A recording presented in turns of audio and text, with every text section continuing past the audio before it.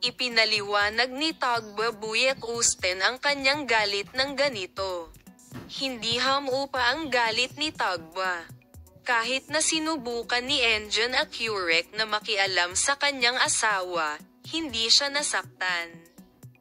Si Tagba Buyek Usten, na gumawa ng pahayag sa kanyang social media account pagkatapos ng mga pangyayari, ay nagpahayag na ikinalulungkot niya ang nangyari. Tagba, napakasensitibo ko tungkol sa pang-aabuso sa bata. Kaya naman nakialam ako. Tanggap ko na mali ang ugali ko at humihingi ako ng tawad, aniya. Sa kanyang pahayag, binigyang diin niya na ang pagprotekta sa karapatan ng mga bata ay tungkulin ng bawat isa. Sinuportahan din ni Enjan Accurek ang kanyang asawa sa pamamagitan ng paggawa ng mga pahayag sa social media pagkatapos ng insidente. Naiintindihan ko ang sensitivity ni Enjan Tagba at gusto kong sabihin na lagi siyang nasa tabi niya. Ngunit kailangan nating maging mas kalmado sa mga sitwasyong ito. Ikinalulungkot namin ang nangyari, sabi niya.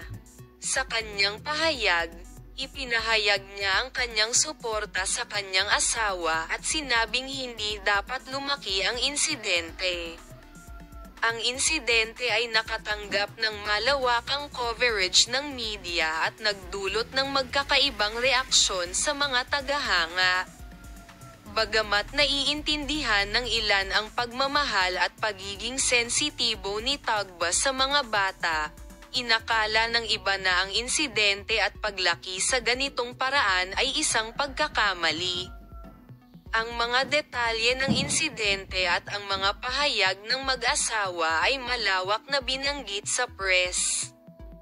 Matapos ang insidente, naging paksa ni Mira ang magiging plano ng mag-asawa. Sinabi ni Tagba at Enjan na ang insidente ay lubos na nakaapekto sa kanila, ngunit malalampasan nila ang sitwasyong ito ng magkasama. Sinabi ni Tagba na ang pangyayaring ito ay nagturo sa amin ng ilang mga aral at mula ngayon kami ay magiging mas maingat at kami ay magsisikap na mamuhay ng mapayapa at masayang buhay kasama ang aking pamilya.